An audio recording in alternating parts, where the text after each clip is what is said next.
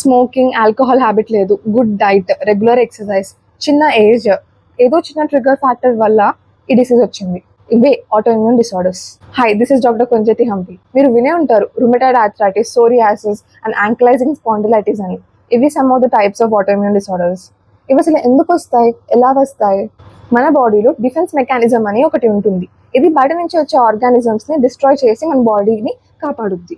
అయితే మన బాడీలో ఉన్న సెల్స్ కి మాత్రం ఎటువంటి హార్మ్ చేయదు, బికాస్ ఆఫ్ సుపీరియర్ గా కొంచెం ఇమ్యూనో సప్రెషన్ అనేది ఉంటుంది.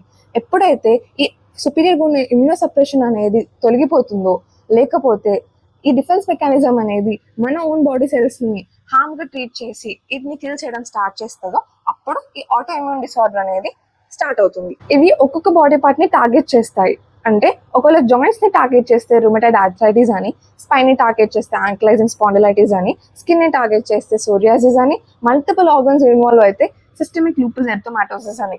ఇవన్నీ జన్యుపరంగా వచ్చేవే చాలా వరకు ఉంటాయి. వీటికి పర్టికులర్ ట్రీట్మెంట్ అంటూ ఉండదు, జీవితాంతం మెడిసిన్స్ వాడాల్సి ఉంటుంది. మోస్ట్లీ స్టెరాయిడ్స్ ఇస్తారు సో దట్ ఇమ్యూనిటీని సప్రెస్ చేయొచ్చు అని, కానీ స్టెరాయిడ్స్ వల్ల సైడ్ ఎఫెక్ట్స్ కూడా ఉంటూ ఉంటాయి. చాలా వరకు డైటరీ చేంజెస్, ట్రిగ్గరింగ్ ఫ్యాక్టర్స్ కి దూరంగా ఉండడం లాంటివి చేయాలి. ఫర్ ఎగ్జాంపుల్ సోరియాసిస్ అనేది కోల్డ్ ఎన్విరాన్మెంట్ వల్ల ట్రిగ్గర్ అవుతుంది. ఈ కోల్డ్ ఎన్విరాన్మెంట్ ని మనం తగ్గించుకొని వార్మ్గా ఉంచుకుంటే బాడీని చాలా వరకు మనం దూరంగా ఉండొచ్చు.